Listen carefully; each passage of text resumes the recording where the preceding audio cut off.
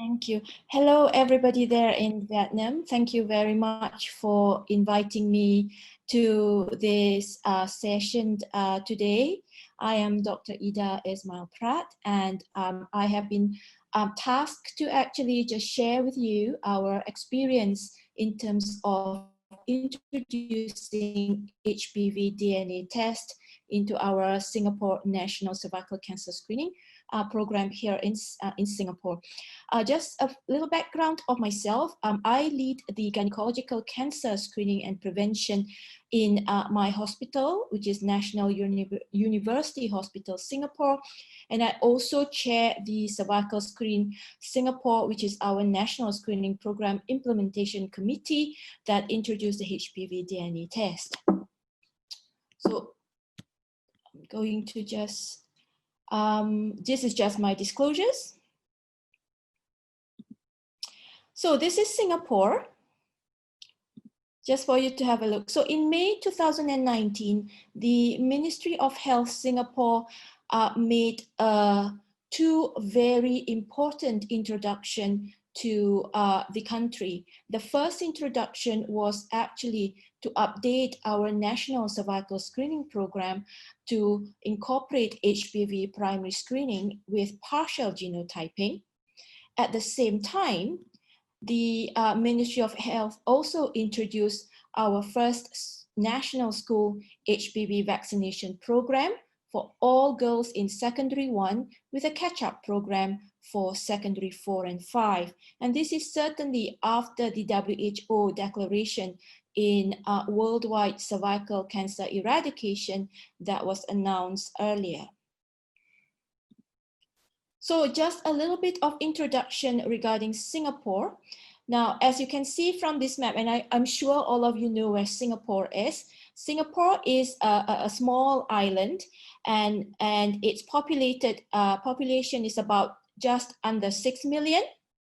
And as you can see, the unique thing about Singapore is that we are a developed country surrounded by developing countries. And the population basically composed of mainly three ethnicity, the Chinese, Malays, and Indians, where the Chinese makes up about at least 70% of the population. As you can see as well, our current statistics, and this actually plays a very important role in our decision to incorporate HPV primary screening, because as you can see, the optimal age or the main age of women in Singapore is actually between 30 to around 70 years old. So this is our Singapore National Cervical Cancer Screening Program, the old version. And this was initially launched in 2004, and it's called Cervical Screen Singapore. It is a cytology-only program where we offer pap smear every 3 years for all women between 25 to 69 years old who ever had sexual activity.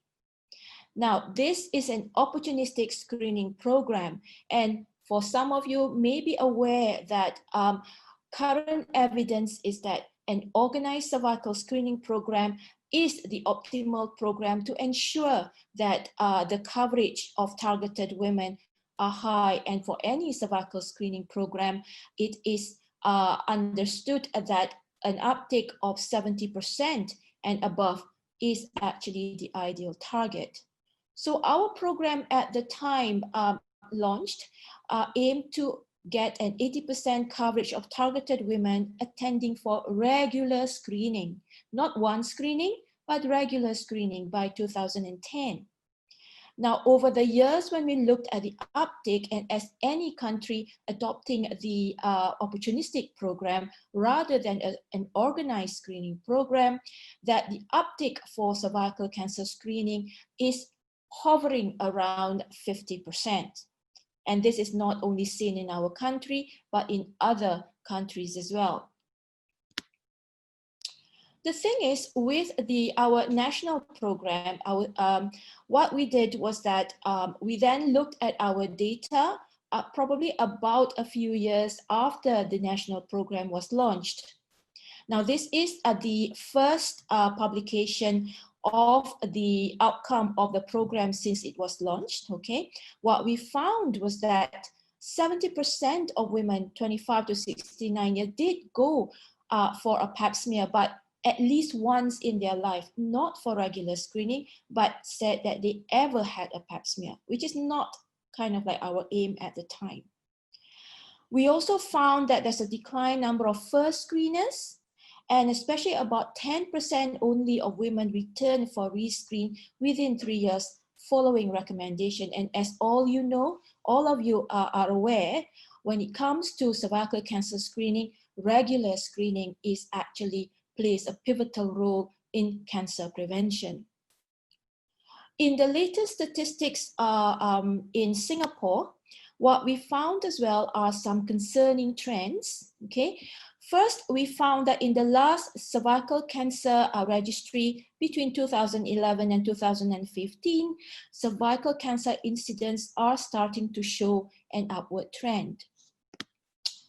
Other concerning trends that we found in cervical cancer screening in Singapore is that the incidence, even though it has dropped initially from number 2 to around number 9 and then eventually to number 10, it hasn't actually dropped down from the top 10 in terms of incidence of cervical cancer in Singapore, despite having a national cervical cancer screening. And the other thing as well is our mortality rate of cervical cancer has not changed at all since before the introduction of the national cervical cancer screening. Concerning trend number 3 is that we saw a rising proportion of late-stage cancers in younger women, especially those aged 30 years and above. And as you know, when in your 30s and in your 40s is when women are actually plays a pivotal role in the family, in the community context. So when they get cervical cancer at late stage, at this age, it does impacted the life of all these women. And this is a preventable cancer. And we also found that the Malay community still have the highest group of women to get cervical cancer. So these are all the concerning trends in Singapore that made us sit down again and see how we can improve cervical screening uptake in Singapore. So this is my hospital. It's National University Hospital, established in 1985.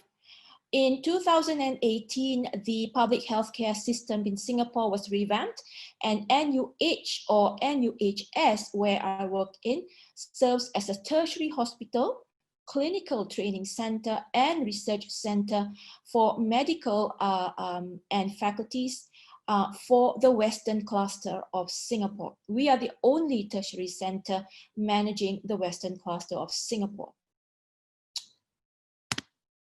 So as I lead the cervical cancer screening and prevention group in NUH, and also hence the Western cluster will also be involved in this, the thought process that started us in this route is that if we can't change the screening system at this point from opportunistic to organized, and remember, to change from an opportunistic to an organized screening program is not an easy feat.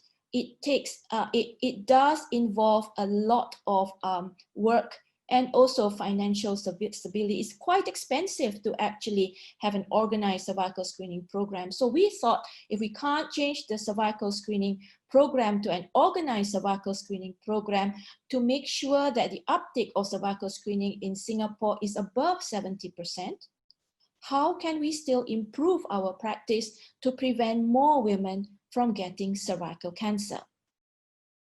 So we had a 3-year strategy. At that point in time, which is in 2013 and 2014, as you are aware, there were evidence emerging regarding the benefit of HPV DNA tests compared to cytology only medium in terms of cervical cancer screening. Our goal was to introduce HPV primary screening. However, there wasn't really any strong evidence at the time, as it is now, that we can change straight to HPV primary screening. The other reason was as well, we will need to introduce HPV DNA test slowly to get buy-ins from our stakeholders. The good thing is that our screening medium in NUH was already liquid-based cytology, which is an advantage. At this point in time, polyclinics or the community health center in Singapore are still using conventional cervical cancer screening tool. Hence, they are not able to provide HPV testing in the community health center or in actually the National Cervical Cancer Screening Program at the time. As you can see from the cytology only, the first thing that we did was appointed a champion to actually lead the program. Following literature review and expert opinions from local and internationals, then we slowly introduced co-testing, as our goal was actually to eventually introduce HPV primary screening. We actually changed our HPV DNA assay for patient safety to an FDA-approved HPV DNA test specifically for HPV primary screening. Certainly following this, you have to actually, we did regular education and training for staff, patient information leaflet. We followed up all the staff, a 3 months audit and 6 months audit. And after about 2 years of doing co-testing, then we looked at the data again and we were confident enough with the findings. And I will show you some of the findings later that it is, we are able to introduce HPV primary screening and continued staff education with 3 months audit initially, and now we're doing annual audits on it. So the criteria that we actually wanted before we introduced the HPV DNA test as an alternative at the time to the national screening program using cytology only method is that we wanted all the HPV DNA tests done using the FDA-approved HPV primary screening in the NUH Molecular Diagnostic Laboratory to ensure the standard and the safety of the test and test results. The HPV DNA test that we use, as you can see, is FDA-approved. All patients were counseled and who agreed to have a HPV DNA test as an alternative rather than the cytology only, we advise them and recommend them to have a follow-up appointment to NUH regardless of the HPV test results. So we worked very closely with the ops people, ops and administration people to actually piggyback on our clinical appointment system as we used it for a call recall system. So all patients, if they had a HPV negative, will be given an appointment in 5 years. And in 5 years' time, they actually get an SMS and a call from our nurse to remind them to come back to NUH for their regular screening. And this is because at that point in time, HPV DNA test was not actually the practice in anywhere else in Singapore. All patients are fully counseled regarding the HPV test that we recommend, including the evidence, the price of the screening, implications of positive and negative results. And we only do HPV DNA tests offered to eligible women of 30 years and above. And the reason why we offer it to women in 30 years and above is because one of the reasons is because of the nature of cervical cancer itself. As you are aware, cervical cancer has a long natural history. And as you can see from this, graph, the highest incidence of HPV infection, and I'm talking about cancer causing HPV infection, the HPV-16, the HPV-18, are actually among the younger generation in their 20s. But we know that the incidence of cervical cancer in this age group is very low. But when you get older, the incidence of HPV positive tests are much lower. but the incidence of cervical cancer increases, especially in your 50s, 40s and 50s. And this actually is a very clear sign of transient infection when you are young, but those who are actually do get cervical cancer when they are older, it is not because of acute infection. Acute HPV infection do not cause cervical cancer. Persistent HPV infection causes cervical cancer, and this graph, among a lot of other graphs, shows this evidence. Hence the reason why we chose to only offer HPV tests for women 30 years and above to reduce the incidence of over-screening, over-investigation, and over-treatment to younger women, because the incidence of acute and transient infection is much higher. This is actually our initial co-testing guideline that we introduced in July 2014. We based this guideline heavily on the ASCCP guideline, and the US actually had a similar cervical screening environment to us. And they had one of the most comprehensive guideline in terms of introducing HPV DNA test. So as you can see, if you haven't noticed yet, for those who are HPV negative, certainly we all know that the risk of HPV getting cervical cancer or CIN3+ is very low in the first 5 years. But when we introduced initially, we repeat the co-testing, we gave the clinician and the patient an option to come back in 3 to 5 years' time. And the reason why we do this was actually not anything clinical, but some patients and some clinicians are still so used to actually doing yearly pap smears or 3 yearly pap smears. And actually at that time, because HPV DNA test was a very, very new test, we actually gave it some kind of flexibility while we actually looked at all the data over the years to confirm that it is safe to leave women with HPV negative up to about 5 years. This is our co-testing results, and I'm just showing you this. Now, when you do co-testing, the most significant results that you are looking for are actually the positive positive result, positive cytology, and the negative HPV test, because we don't really know what the implications of these are. Majority are negative, absolutely fine. We don't really need to worry about them. The positive are straightforward. You just send them to colposcopy. Now, for those with discrepancy between cytology and HPV test, we do realize that, and I'll show you later as well, that for the negative cytology with a positive HPV test, most women still are being monitored closely because our practice lean towards the HPV test results due to, for example, the Athena study, and I'll show you this later, of increasing risk of CIN3 and above despite having a negative cytology. The challenge was actually for those who have positive cytology but with a negative HPV test. And as you can see, majority of these are low-grade positive cytology with a negative HPV test. A very small percentage of these women had high-grade positive cytology with negative HPV test as well. But the percentage of this high-grade cytology is actually really extremely low for us to actually introduce co-testing continuously as part of population screening.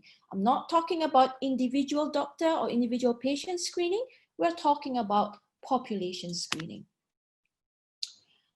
This is our algorithm that we introduced to NUH in terms of HPV primary screening as an alternative to the, at that time, cytology-only screening.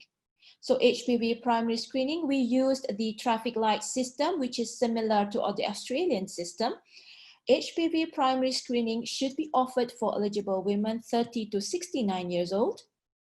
And For 25 to 29 years old, we still recommend that they go for cytology only method, okay? We say that you can exit from cervical cancer screening when you reach 69 years old with 2 5-yearly consecutive negative HPV tests within 5 years. So the HPV test, as you are aware, is an objective test. Either you have it or you don't. If your HPV test is negative, you know that the risk of getting CIN3+ and cervical cancer within the next 5 years is extremely low. So these women can then be brought back in about 5-yearly intervals. Those who have 16 and 18 positive, and I will talk about this again later, we send straight for colposcopy because their risk of having CIN3 and above is much higher.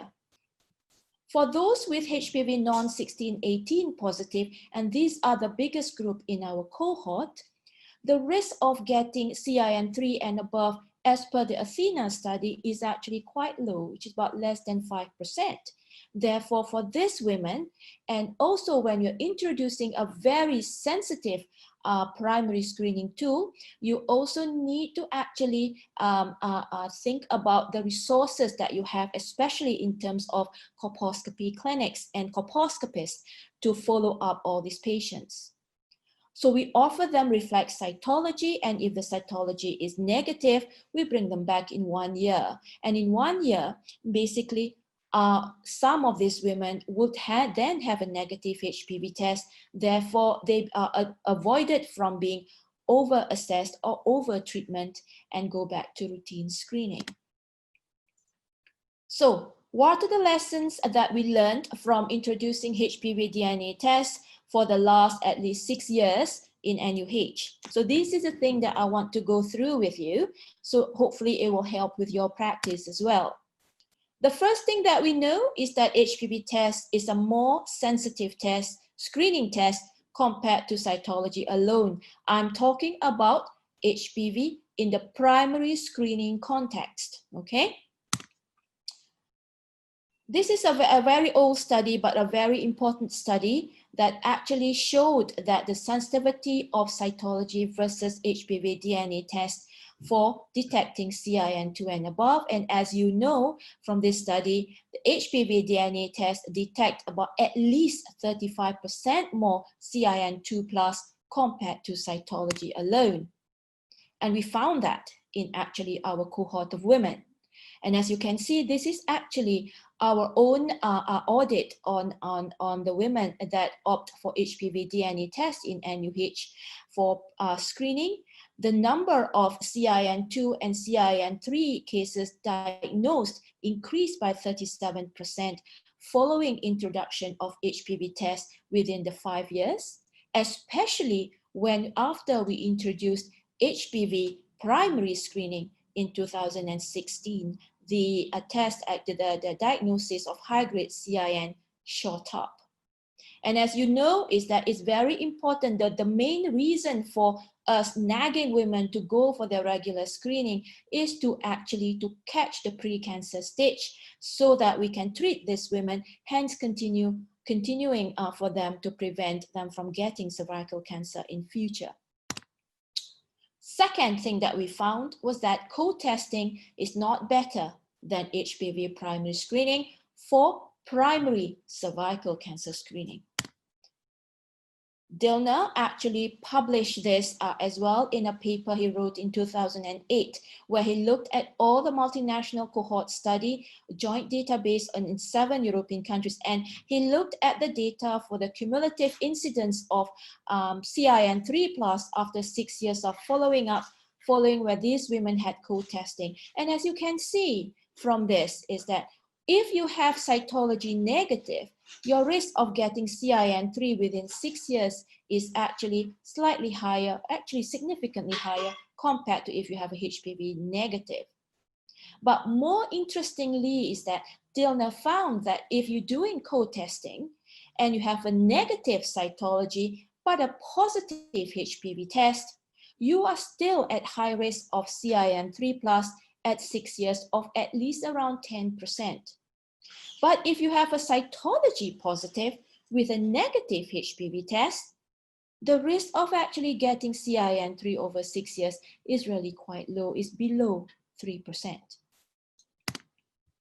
The Athena follow-up study also compared the difference in screening, and as you can see, obviously and certainly as we know now, cytology is still HPV testing is much more sensitive than cytology, and we know that already. Okay, cytology is certainly much more specific, but if we compare actually co-testing, which is the hybrid one, with HPV primary screening, the sensitivity and specificity are actually not that far from each other.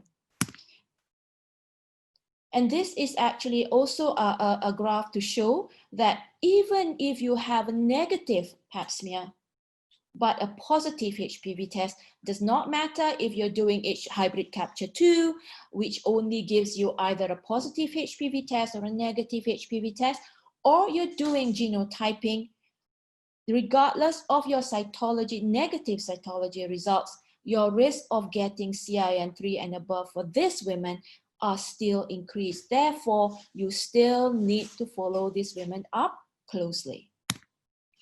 This is our own data. Our data are from a very small cohort, but when we compared our HPV primary screening sensitivity to co-testing, they are still similar. And what we found was that as well, the management of women with abnormal cervical screening results in our practice was leaning more towards the HPV DNA result and the cytology result, which actually added very little benefit, especially those low-grade cytology. The incidence of high-SEAL HPV negative is extremely low. I'm not going to go through this again. I've gone through it again. So the high-grade cytology and negative HPV incidence in our cohort is extremely low, and this is also reported in other publications as well. What we actually was not expecting, but we realized, was the fact that there are some tests that was indeterminate, i.e. there was no result coming from the HPV test. This is the number of women that came to us for HPV DNA testing for primary screening in NUH. And as you can see, there's about a 0.1% of women that were shown indeterminate results. What are these indeterminate results? And basically what it is not really common, okay? Roche has also reported that indeterminate results happened in less than 1%, and we concur with that because we only found it in about 0.07% of our women. Basically, it means that for whatever reason, that it was the HPV test that we found was not able to amplify the product due to the PCR inhibitors. It's not because of your technique, it's not because of the equipment, it's not because of the test protocol. There might be some endogenous PCR inhibitors. So what we did for these 5 women, we called them back at no charge, and we repeated the HPV DNA test again, and majority and all of them actually came back as negative. So you may, if you are thinking about introducing HPV DNA test as a population screening, you have to actually take this into account as well, even though the result is actually low, but it is something that we need to think about as well. Okay. Now, this is one of the things that I do find challenging. The colposcopy features when you adopt HPV DNA test as primary cervical cancer screening is no longer classic. For all of us colposcopists out there, we all know that the changes, the classic features of CIN3, i.e., and these are, I can tell you, the dense aceto-white with the rapid uptake, the coarse mosaics, the coarse punctation, the sharp borders, all these are actually the signs that we look for when we're doing colposcopy and to diagnose high-grade CIN, either CIN2 or CIN3. Okay, and the reason why we're doing this is because, as you know, cytology is not as sensitive. Sensitivity of cytology is only about 50%. So if a woman comes in regularly for their pap smear, it may take the HPV 3 years, rather than 3 years, 6 years, up to 9 years for the pap smear actually to pick up these abnormalities. And by the time it is picked up as high cell and they come to us, those changes are already there. And these are the late, for me, I regard them as the late changes of pre-invasive changes due to the lack of sensitivity of the pap smear before.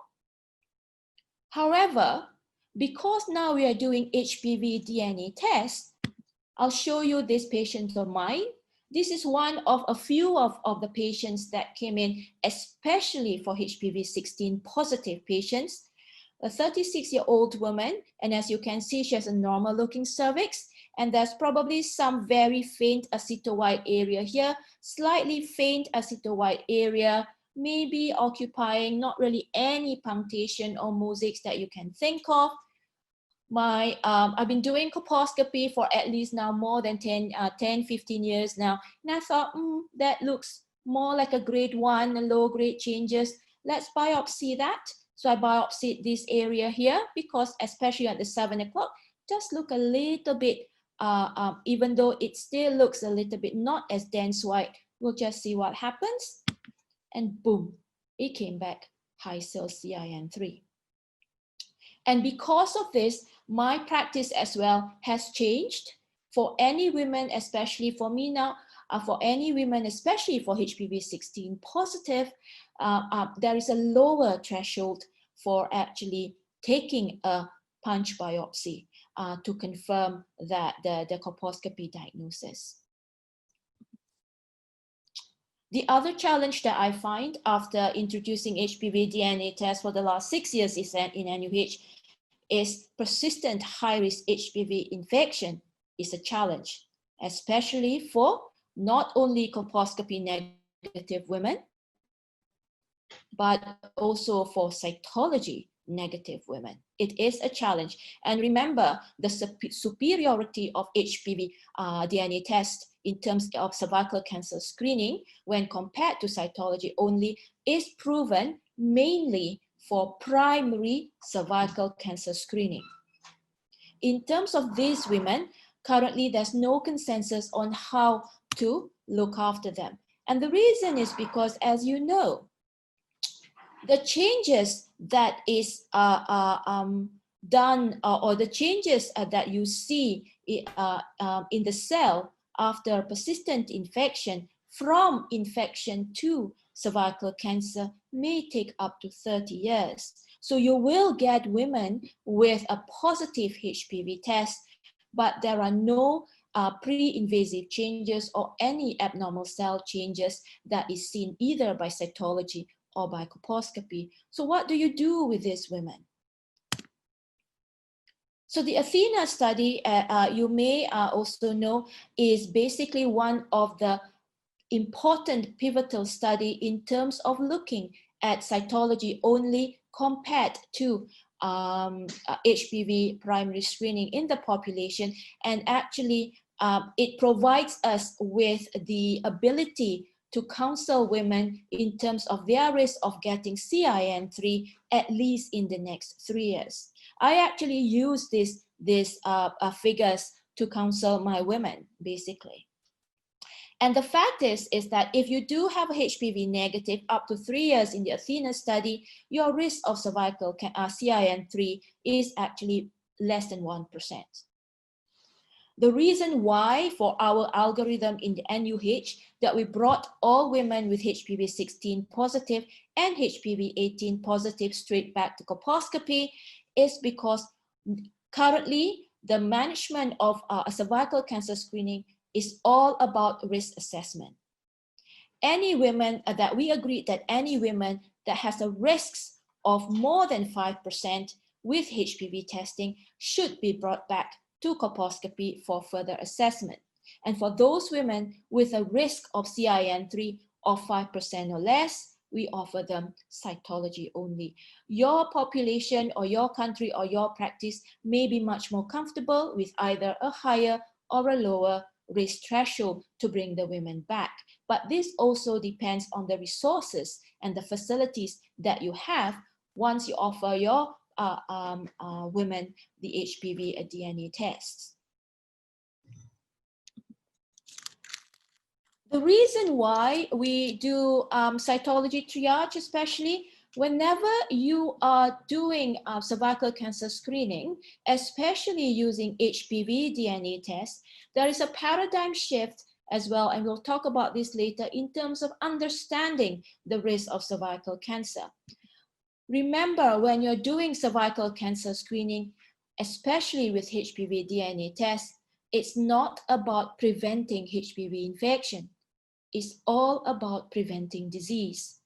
When you're doing a HPV test, if it's positive, you have to actually balance between allowing time for the body to actually heal from the HPV infection, because a HPV is a virus, just like a flu virus. It's a very common virus. Majority of them will heal without you intervening too much. But also finding a balance of actually monitoring the women and intervening with treatment where before it actually becomes cancer. And this is a very, very fine balance. How often do you actually follow up these women? Do you do a pap smear? Do you do a HPV test again? And these are the ones that we are still talking, but mainly you want to allow for the women time to regress, to avoid the surgical risk, and to avoid future pregnancy morbidities, especially if you offer her treatment just because she has HPV infection, persistent HPV infection, without any evidence of disease. But at the same time, you want to monitor them close enough to make sure that you will remove the disease and still prevent them from getting cancer before they actually get cancer. Okay? So how long should we wait until we intervene? Actually, currently, one of the studies, the Sweet Screen studies that was published in 2014, looking at the Swedish cervical cancer screening program, gave us some evidence for their population, where they found when they followed all their women up with HPV, they are positive, persistent HPV positive for the next 13 years. And what they found was that all women, if they have a persistent HPV positive, regardless of the type, if you follow them up by 6 years, they would either regress, or majority of them, they would actually progress to CIN2+. What they found was that all the women with persistent HPV, if they become to regular follow-up, then none of them actually had CIN2 or CIN3, but then if they had irregular follow-up, then the risk of actually getting CIN2 or CIN3 is about 56%. So their recommendation was that maybe not to follow up yearly, but for them, what they did was that for women 50 years and above with persistent HPV tests, they do follow them up if it's negative every 7 years. Okay? So how we practice in Singapore at the moment is that we based it on the Sweet Screen study at the moment, because we are also learning as well. For those women with positive HPV test with a negative cytology and negative colposcopy, we actually do follow them up yearly. And by the 6th year, then we do offer them a diagnostic excisional treatment to make sure that actually there's no hidden pre-invasive. What we found as well, I do believe this strongly, because the fact that we now have to tell women that your abnormal pap smear is not anymore, there is no abnormal cell, but you do have HPV infection. We healthcare professionals have to understand the basic principles of HPV infection and development of cervical cancer in order for us to actually be able to actually counsel our women with the new much more superior screening tool. Screening for disease without increasing the physical and psychological harm to a woman. And this is the most important thing about screening. It's not just about screening. You want to screen them with the best tool, but without increasing the physical and psychological harm to these women. And because of this chart again, and I won't talk about this chart too much. Now, that was all the clinical experience that we currently have after introducing HPV DNA test. I'm going to talk to you now about some of the feedback that we get and from our women who opt for HPV DNA test. Counseling them is, I can't stress enough how important counseling these women before you actually offer them the HPV test, because you need to actually basically reassure, especially those women with a positive HPV test. Cervical cancer is a rare complication of a very, very common infection. What we tell women in Singapore is that we make them be aware that it is a viral infection. Cervical cancer is caused by a viral infection. The virus itself is very common. It is as common as the flu virus. Not all viral infection will cause cancer, but only some which are persistent will cause cancer. Hence the reason why coming for regular screening is important, to make sure that they do get rid of this HPV infection to reduce their risk of getting cervical cancer. We offer and we tell women that we offer the test in Singapore only for women 30 years and above. And we do have a lot of women in their 20s in Singapore that wanted the HPV test because they also found out from the internet that it's a much more sensitive test. But the problem is, as you can see from previously, for younger women, a positive HPV test is not a true reflection of their cervical cancer risk, especially in our population where low HPV vaccination a community. For Australia, as you are aware, they do offer HPV DNA tests from 25 years and above. But the reason for that is because they have a really, really good uptake of HPV, school HPV vaccination program since 2007. Majority of their young ones in their 20s at the moment have already been HPV vaccinated. Hence the reason why if they can introduce HPV DNA tests from 25 years, because if you're 25 years old, you are in Australia and you have HPV 16 positive, you either did not get the vaccination, or actually there's something else is happening.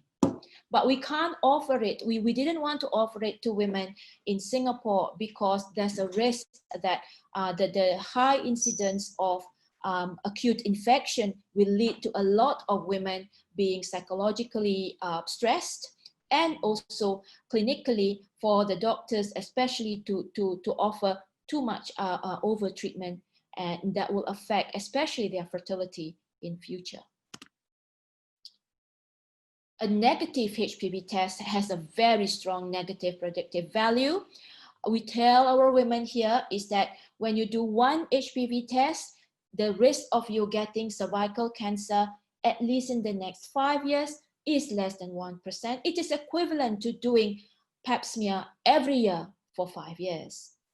So to give them the reassurance that they also do not need to do a pap smear in between their HPV tests. The other thing that I do find a lot of women will ask, because you are using the word infection, because if you remember before, when you're doing a pap smear for cervical cancer screening, you tell your women there are some abnormal cells on the pap smear, which they then correlate that with, oh, there might be some potential cells that can change to cancer. We're not telling them that now. We're telling them they have HPV infection. And when you talk about women having positive HPV infection, immediately they will think that, how do I get it? Is it chlamydia? Is it like chlamydia? Or is it like gonorrhea? Is it like any other sexual transmitted disease? And then, so you have to be clear for this with these women that the HPV is a screening virus. It's not HIV, it's not chlamydia, it is not like gonorrhea. We use the HPV to screen for cervical cancer, and all that it does to you is either giving you an abnormal cell that can lead to cervical cancer in future, or change to cervical cancer if you do not do any regular screening. The HPV infection, again, it's related to other STDs. HPV infection does not cause infertility. I do find that I have to actually remind all these women, you do not have to stop having sexual intercourse or trying for a baby if you do, just because you have a positive HPV test. And your husband does not need to be screened for HPV, because we do not have any screening program or screening tool effective enough to screen men, especially for, as you know, for anal cancer, anal pre-invasive disease. Last but not least, when you are talking to women about cervical cancer prevention, please also be reminded about HPV vaccination. Cervical cancer screening, either with HPV test or with cytology, is secondary prevention. The infection is already there, and what we are doing is actually damage control, trying to actually stop the progression of the existing infection from progressing to cancer. HPV vaccination is primary cervical cancer prevention, where you are actually trying to prevent the infection from happening in the first place. So, for me, the cervical cancer prevention in the 21st century, vaccination and cervical cancer screening needs to work hand in hand. Your HPV vaccination is just like your flu virus. You want to prevent future exposure, you give the HPV vaccination. You do not need to do a HPV test before you give a woman HPV vaccine, because it protects future infection. It's not protecting you from current infection. The current infection, if you think the woman has already been exposed, is actually sorted by your cervical cancer screening. So this is just a snippet of basically our journey in terms of introducing the cervical cancer screen HPV DNA test to as an alternative to the National Cervical Cancer Screening Program. And basically, eventually in May 2019, the Ministry of Health has agreed to actually adopt our algorithm to as part of the National Cervical Cancer Screening Program that was launched in 2019. I would also like to highlight to you that following all this, we've also been working very closely with Da Nang Oncology Center, where we have established with collaboration. This is EJ Mayu, and this is myself. EJ is a representative from ASCCP, and myself at the time a representative from IGCS and also from NUH, where we helped Dr. Kwang here, who is the champion that was actually identified to bring up the cervical cancer screening program in Da Nang Oncology Center. We developed a curriculum for the Da Nang area in terms of basic colposcopy.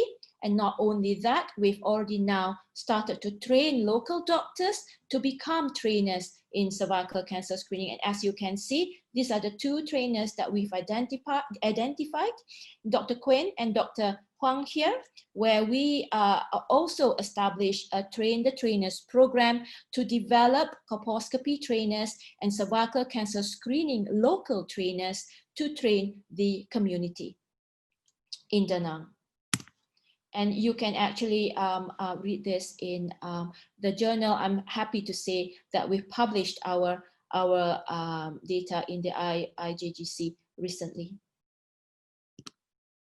So in summary, just a take-home message, HPV DNA test is a superior screening tool compared to cytology alone for primary cervical cancer screening.